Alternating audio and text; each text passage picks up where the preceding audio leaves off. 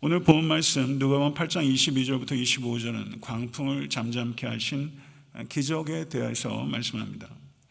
병행 본문이 마가복음 4장 35절부터 41절, 마태복음 8장 23절에서 27절, 공관복음서에 모두 기록되어 있다는 것은 그만큼 이 기적 사건이 중요한 의미를 가지고 있다는 뜻입니다. 오늘 본문이 8장 22절부터 56절까지 이어지는 4개의 기적들 가운데 있다는 것을 기억해야 될 필요가 있습니다. 22절부터 25절은 위험으로부터 구원하시는 기적을 기록하고 있고, 26절부터 39절은 악한 영으로부터 구원하시는 기적이, 그리고 43절부터 48절은 질병으로부터 구원하시는 기적이, 그리고 40절부터 42절, 49절부터 56절은 죽음으로부터 구원하시는 기적이 기록되어 있습니다. 8장 25절을 보게 되면 그가 누구시기에 바람과 물을 명하여 순종하는가? 그가 누구시기에? 이렇게 누가는 질문을 던지고 4가지 기적 사건들을 통해서 예수께서 누구신지를 설명하고 선포하고 있는 것입니다. 예수님은 danger, 위험으로부터, demons, 악한 영으로부터, disease, 질병으로부터, death, 죽음으로부터, 모든 인간의 삶의 실존적 환경으로부터 우리를 구원하시는 하나님의 아들이시오 그리스도이십니다. 믿으십니까? 이것을 누가는 4개 연속된 기적을 통해서 우리에게 설명하고 선포하고 있는 것입니다. 이 사실을 진실로 믿으시는 우리 모두가 될 수 있기를 간절히 소망합니다. 예수님께서는 또한 이 4개의 기적들을 통해서 예수께서 이 땅에 이미 가져오시고 재림하실 때 완성하실 하나님의 나라가 어떤 나라인지를 우리에게 말씀합니다. 그 나라는 위험과 악령과 질병과 죽음이 없는 나라인 것입니다. 예수님의 지상 사역은 이미 하나님의 나라가 이 땅에 도래하기 시작했다는 것과, 그리고 이 나라가 완성될 것이라는 것을 우리에게 예시적으로 나타내고 있는 것입니다. 그러므로 성경 기자는 그리스도인들에게, 우리에게 삶의 모든 상황 속에서 두려움을 이기고 예수 그리스도의 성품과 능력을 온전히 신뢰하라, 이것이 이 기적 사건을 통해서 우리에게 촉구하고 있는 바인 것입니다. 22절의 말씀을 보시게 되면 하루는 제자들과 함께 배에 오르사 그들에게 이르시되 호수 저편으로 건너가자 하심에 이에 떠나라고 말하면서 새로운 사건이 도입되고 있습니다. 그런데 배 위에서 예수께서 잠이 드셨습니다. 주님께서 피곤해 하셨습니다. 주님께도 휴식이 필요하셨다는 뜻입니다. 이 말씀을 통해서 우리는 예수님이 참 인간이셨다는 것을 발견하게 됩니다. 예수님은 피곤함을 아시는 하나님, 예수님은 배고픔을 아시는 하나님, 예수님은 목마름을 아시는 하나님, 예수님은 슬픔을 아시는 하나님이십니다. 히브리서 4장 15절은 우리에게 있는 대제사장은 우리의 연약함을 동정하지 못하시리가 아니요 모든 일에 우리와 똑같이 시험을 받으신 이로되 죄가 없으시니라. 아멘. 사랑하는 성도 여러분, 오직 주님만이 성도님의 모든 것을 아시고 모든 눈물을 아시고 모든 소망을 아시는 분이심을 진실로 믿고 평안을 누리실 수 있게 되기를 바랍니다. 23절 하반절을 보시게 되면 마침 광풍이 호수로 내리침에 배에 물이 가득하게 되어 위태한지라 라고 말하고 있습니다. 광풍이 없는 바다, 그런 바다 없습니다. 광풍이 없는 바다가 없다면 광풍이 없는 인생도 없는 것입니다. 그러나 그 광풍이 나에게만 불어오는 것이 아니라 누구에게나 불어온다는 것을 생각해야 합니다. 심지어 예수께서 가자고 하시는 뱃길에서도, 심지어 예수께서 함께 타고 계신 그 배 안에서도 광풍이 있다는 것입니다. 이것이 신앙의 리얼리티입니다. 혹시 예수님을 믿기만 하면 인생에는 광풍이 멈춘다, 그리고 광풍은 없고 예수를 믿기만 하면 순풍만 있다 라고 기대하고 계신다면 그것은 헛된 기대입니다. 예수님께서는 예수님과 함께 타고 가는 배에도 반드시 광풍이 있고, 오히려 예수님과 함께 가고 있기 때문에 더한 광풍도 경험할 수 있게 된다는 것을 이 사건을 통해서 우리는 깨닫게 되는 것입니다. 마가복음 4장 35절을 보게 되면 큰 광풍으로 인해 물결이 부딪혀 배에 물이 가득 차게 되었을 때, 그때 저물때라고 표현하고 있습니다. 어둠과 광풍이 결합되어 있습니다. 그렇기 때문에 이 갈릴리 바닷가를 손금 보듯이 알고 있는 베드로와 제자들도 두려워할 수밖에 없는 객관적 실제가 분명히 존재했다는 것입니다. 그래서 제자들은 외칩니다. 24절을 보게 되면 주여 주여 우리가 죽겠나이다. 주여 주여 우리가 죽겠나이다. 사랑하는 성도 여러분, 지금 코비드-19을 경험하면서 아마 이와 같은 애곡하는 소리가 우리의 심령 안에 있을지 모르겠습니다. 우리의 인생의 항해길에서도 나의 지식이나 나의 경험이나 나의 소유나 나의 능력이 완전히 바닥을 드러내고 불가항력적인 한계 상황을 직면하게 됩니다. 하나님은 어디 계신지 도무지 알 수 없고, 제자들은 예수님께서 고물에 주무시고 있는 상황을 직면합니다. 왜 이런 상황이 나에게 닥치는지, 정말 나를 사랑하신다면 이런 상황을 허락하실 수 있는지, 이러한 고단하고 버거운 질문들을 통과하고 계시진 않습니까? 1982년 가을에 데보라 켈리라는 사람이 트래시맨이라는 이름의 17m 정도 되는 요트를 배달하려고 메인주에서 3명의 선원들과 함께 플로리다 주를 향해서 출항했답니다. 근데 그들의 배가 노스캐롤라이나 인근 해역에서 돌풍을 만나서 침몰하게 됐습니다. 먹을 것과 마실 것도 없이 바다에서 사흘을 견디는 순간 그들은 상어가 들끓는 바다에서 작은 구명 보트 안에서 목숨을 겨우겨우 연명해 갔습니다. 그런데 그들 중에 선원 한 명이 견디다 못해서 하나님께 원망과 저주를 퍼붓기 시작합니다. 그러나 데보라는 조용히 하나님께 기도하며 이와 같은 일들을 통해서 하나님께서 주시는 교훈과 구원을 깨닫고 경험할 수 있게 해달라고 하나님께 간구했습니다. 저주를 퍼붓던 선원은 끝내 갈증을 이기지 못하고 바닷물을 퍼마시고 정신착란이 돼서 바닷물에 뛰어들었고 상어밥이 되고 말았다는 것입니다.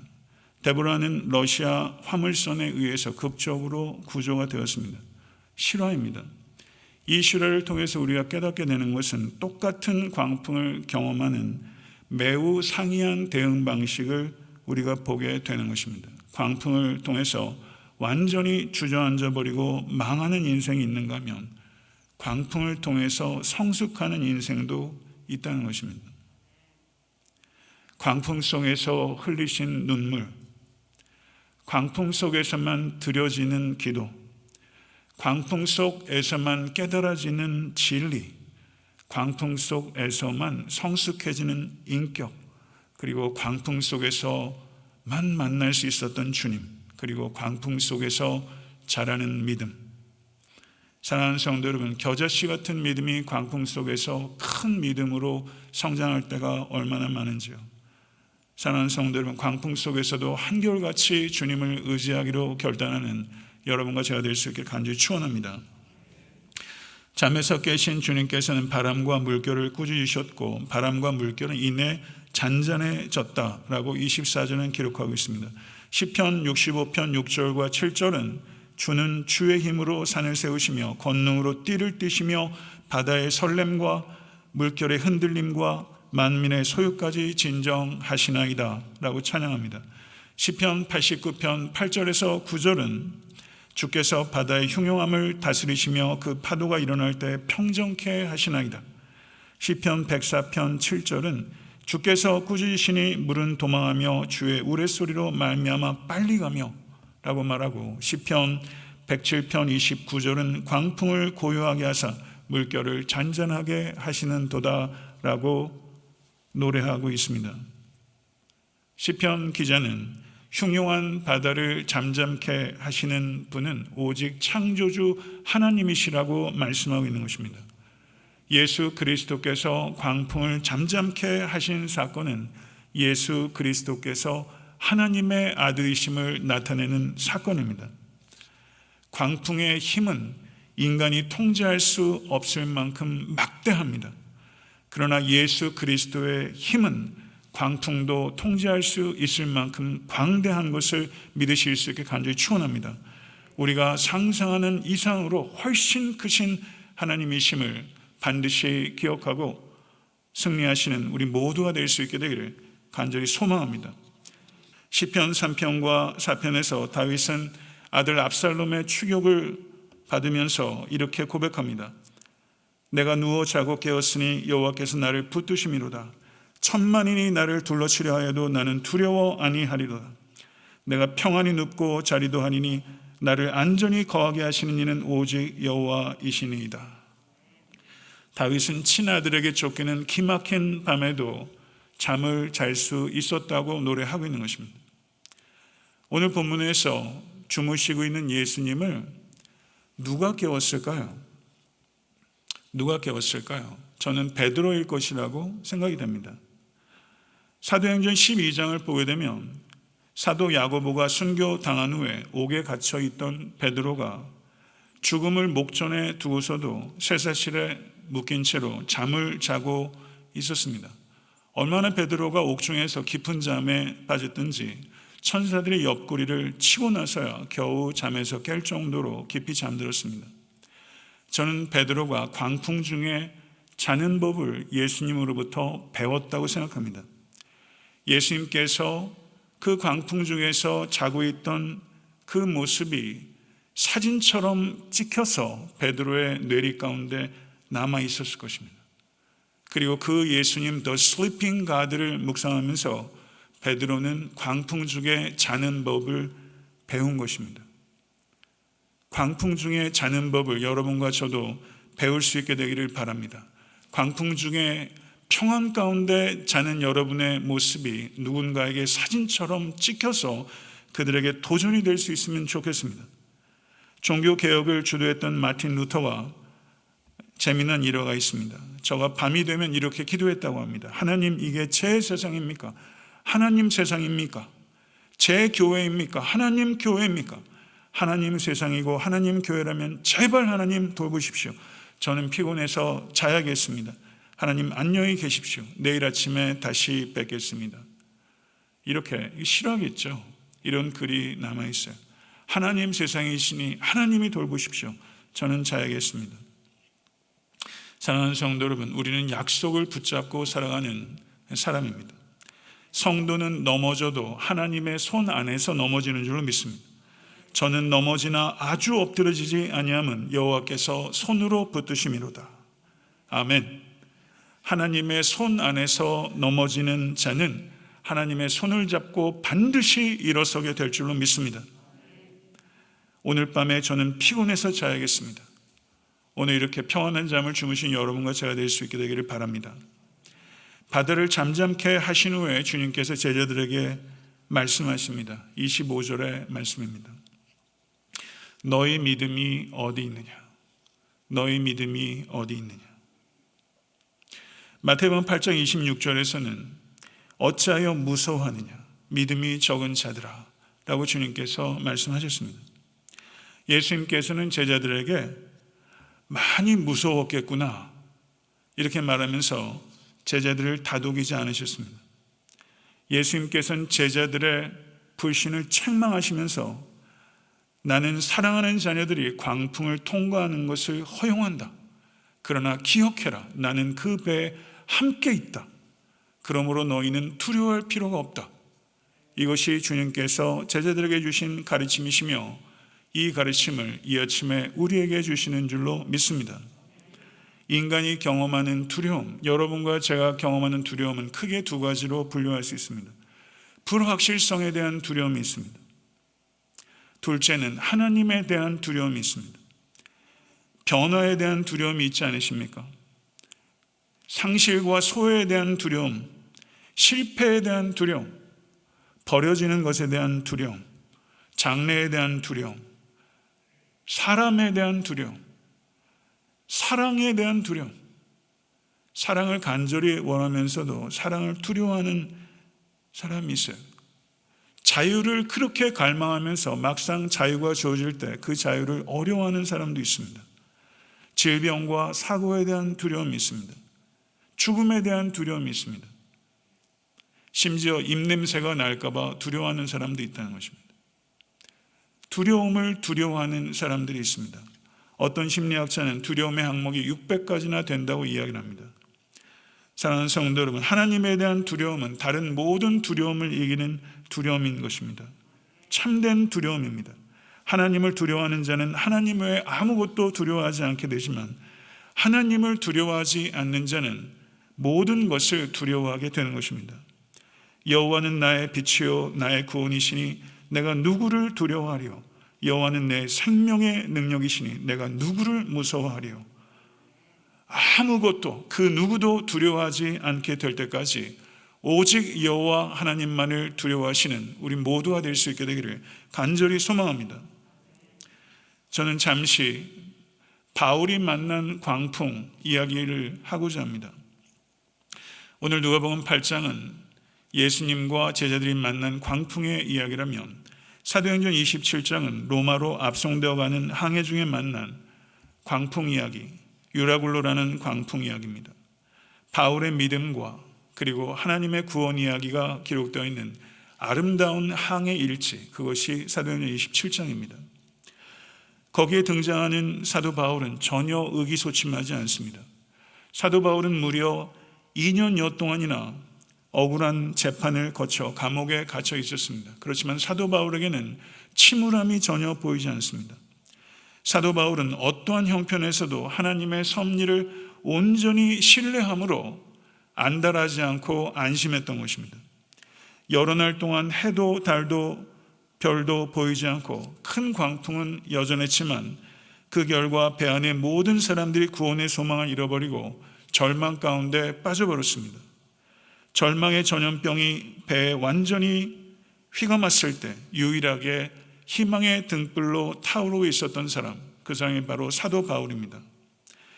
해도 보이지 않고 별도 보이지 않는 어둠 속에서 사도 바울은 생명의 빛이신 주님만을 바라보고 있었고, 그러므로 말미암아 한결같이 평안했으며 용기와 소망을 잃지 않을 수 있었던 단 한 사람, 사도 바울입니다. 사도 바울은 마침내 일어서서 목소리 높여 외치기 시작합니다. 사도 바울은 그 배에서 죄수의 신분이었지만, 죄수의 신분이었던 사도 바울만이 낙심하지 않고 있었던 유일한 인물이었으며, 영적인 의미에서는 사도 바울이 그 배의 선장이라고 할 수 있었던 것입니다. 사도행전 27장 23절에서 24절 광풍 속에서 사도 바울이 일어서서 외쳤던 사도 바울의 이 고백, 우리가 다 같이 한번 합독하도록 하겠습니다. 나의 속한 바 곧 나의 섬기는 하나님의 사자가 어젯밤에 내 곁에 서서 말하되, 바울아 두려워하지 말라. 내가 가이사 앞에 서야 하겠고 또 하나님께서 너와 함께 항해하는 자를 다 내게 주셨다 하였으니. 태양계에는 자기의 온 궤적을 따라 지나치다가 사라져버리는 해성도 있고, 태양을 중심으로 도는 행성도 있습니다. 성도는 성삼위 하나님을 중심으로 고귀한 궤도를 따라 도는 행성과 같은 존재다. 한 신학자 이렇게 표현했어요. 하나님을 중심으로 고귀한 궤도를 도는 행성과 같은 존재다. 지난 한 주간 하나님을 중심으로 고귀한 궤도를 도셨습니까? 하루하루 고귀한 궤도를 도는 행성이다. 해성과 같은 사람은 자기의 길을 가다가 길을 잃어버리고 두려움 속에 살다가 실종돼 버리는 것이 세상 사람들이지만, 행성과 같은 사람들은 두려움 속에 살지 않고 평안함 속에 살아가며 생명의 빛이신 하나님을 중심으로 돌면서 그 생명의 빛을 반사하며 살아가는 것입니다. 이런 고귀한 궤도를 따라 살라고 예수님께서는 나를 따르라 라고 부르신 거예요. 우리의 궤도를 말씀해 주신 거예요. 나를 따르라. 그 궤도를 따라 도시에 쓰는 여러분과 제가 될 수 간절히 축원합니다. 사도 바울은 자신을 나는 하나님을 섬기는 자다. 하나님을 섬기는 자다. 이것이 가장 깊은 생각과 느낌의 정체성이에요. 나는 하나님을 섬기는 자다. 이 섬김은 예배자라는 것입니다. 사도 바울은 폭풍 속에서도 예배자였습니다.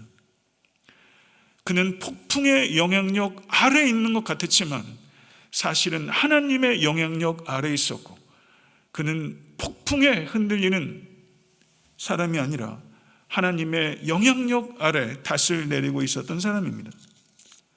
내가 폭풍의 영향력 속에서 요동할 것이냐, 아니면 하나님의 영향력 안에서 견고하게 살아갈 것이냐, 이게 매일 매순간 우리의 선택입니다. 사도행전 27장 25절을 보세요. 얼마나 뜨거운 설교입니까? 광풍을 뚫고 나가는 이 사도 바울의 외침이에요. 27장 25절 다 같이 한번 읽어보겠습니다. 그러므로 여러분이여 안심하라. 나는 내게 말씀하신 그대로 되리라고 하나님을 믿노라. 이게 얼마나 위대한 설교입니까? 여러분이여 안심하라. 마치 예수님께서 바다를 꾸짖어 잠잠케 하신 것처럼 인간의 영혼에 일어나는 경랑을 향해서 사도 바울이 외치지 않습니까? 여러분이여 안심하라. 나는 하나님을 믿노라. 나는 하나님을 믿노라. 이 시대, 오늘 집사님도 기도하셨지만 한국 사회와 미국 사회 많은 염려가 됩니다. 이 시대에 이런 사람이 필요합니다. 이 시대에 이런 사람이 돼야 합니다. 나는 하나님을 믿노라. 여러분이여 안심하라. 나는 하나님을 믿노라. 나는 하나님을 믿노라. 사랑하는 성도 여러분, 하나님을 믿는 자에게 하나님께서는 반드시 그 믿음이 옳았다는 것을 증명하십니다. 사도 바울은 폭풍 중에 있을 때에도, 감옥 중에 있을 때에도 저에게는 어디에 있느냐가 중요한 것이 아니라 주 안에 있느냐가 중요한 것이었습니다. 그는 폭풍 중에 있을 때도, 감옥 중에 있을 때도 하나님의 뜻의 통로로 쓰임받기로 결단했고, 그런 열매를 맺었던 것입니다. 말씀을 맺겠습니다. 스펄전 목사님, 저는 이분의 설교를 읽으면서 그 수려하고 깊고 영감 있는 문장에 감동하고 열등감을 많이 느껴요. 와, 어떻게 이런 글을 쓸까?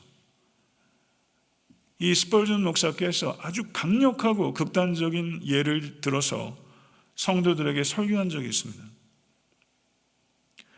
사고로 우리가 목숨을 잃었다고 가정해 봅시다. 나는 내게 일어날 수 있는 최악의 일이 내게 가장 좋은 일이 될 것이라는 생각에 저절로 미소가 지어집니다. 내가 죽는다면 그 즉시 주님과 영원히 함께 있게 될 것입니다. 하나님의 섭리의 화살통 속에 오늘 나를 죽게 할 화살이 있다면 그 화살은 나에게 영광을 가져다 줄 화살이 될 것이기 때문입니다. 따라서 우리에게 일어날 수 있는 최악의 일이 우리에게 임할 수 있는 최선의 일이 될 것인데 왜 두려워합니까? 얼마나 위대한 깨달음이고 얼마나 강력한 문장이고 아름다운 글이 아닐 수 없습니다. 사랑하는 성도 여러분, 섭리의 화살통에 나를 죽게 할 화살이 있어도 그것은 나에게 영광을 가져다 줄 화살이다. 성도에게 죽음의 날은 생명의 끝이 아니라 영원한 생명의 시작이다. 저를 한번 따라해 보시겠습니까? 임종의 날은 혼인의 날이다. 임종의 날은 혼인의 날이다. 임종의 날은 혼인의 날이다.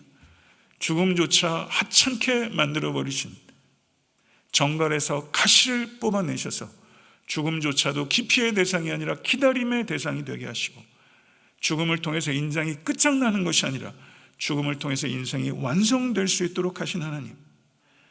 광풍이 있으십니까? 광풍 가운데 계십니까? 지금 이 상황은 우리가 공동체적으로 광풍을 통과하고 있는 시기예요. 광풍이 있는 인생이 실패한 인생이 아니라 목적지에 도착하지 못하는 항해가 실패한 항해입니다. 시편 107편 28절에서 30절 말씀 한번 우리 다 같이 한번 읽어보도록 하겠습니다. 이에 저희가 그 근심 중에서 여호와께 부르짖으매 그 고통에서 인도하여 내시고 광풍을 평정히 하사 물결을 잔잔케 하시는도다. 저희가 평온함을 인하여 기뻐하는 중에 여호와께서 저희를 소원의 항구로 인도하시는도다. 아멘. 여호와께서 저희를 소원의 항구로 인도하시는도다. 아멘. 요한복음 6장에 그리고 마가복음 6장에도 예수께서 디베라 바다가 갈릴리 바다에서 밤이 늦도록 배를 졌는데 앞으로도 못 나가고 뒤로도 못 나가는 그때 산에서 기도하시던 예수께서 그들을 보시고 무리를 걸어서 배에 도착하셨어요. 그때 배에 있던 제자들이 유령인가 해서 두려워했습니다. 근데 예수님께서 그 배를 지나쳐 가시려고 하셨어요. 수수께끼 같은 장면이에요. 걸어오셨으면 배 안에 들어오시면 되는데 지나치시려고 하셨어요. 신비한 모습이에요. 안심하라, 내니 두려워 말라. 새 말씀하셨어요. 안심하라, 내니 두려워 말라. 모세 앞으로 하나님께서 지나가지 않으셨습니까?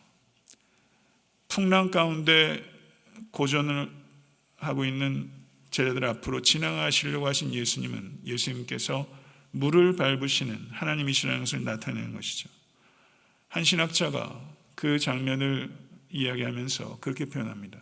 그 배에 타셨던 예수님, 함께 노를 저어 가셨을까요? 얘들아, 한 사람 더 늘었으니까 힘차게 노 젓자. 이제 도착할 거다. 이러고서 노 저으셨을까요? 그렇지 않을 거라고 상상하는 거예요. 그때 예수님께서 한번 상상해 보세요. 갈릴리의 그 작은 배 위에 탁 쓰시고 풍랑이 다 먹고 그냥 그 배가 마치 미끄러지듯이 항구에 도착했을 것이다 라고 그 신학자는 상상하면서 그 표현을 miraculous landing, 기적적인 착륙, 그렇게 표현했어요. miraculous landing. 전 그 표현이 참 좋더라고요. 오늘 The Sleeping God 라는 표현도 제 마음에 참 와닿았고, 그리고 miraculous landing, miraculous landing 그렇게 표현했어요. 여호와께서 저희를 소원의 항구로 인도하시는도다. 오늘 이 시간 사랑하는 성도 여러분, 광풍 가운데 우리가 인생 항해를 할 때 여러분의 배 안으로 예수를 초대하십시오. 안심하라, 내니 두려워 말라.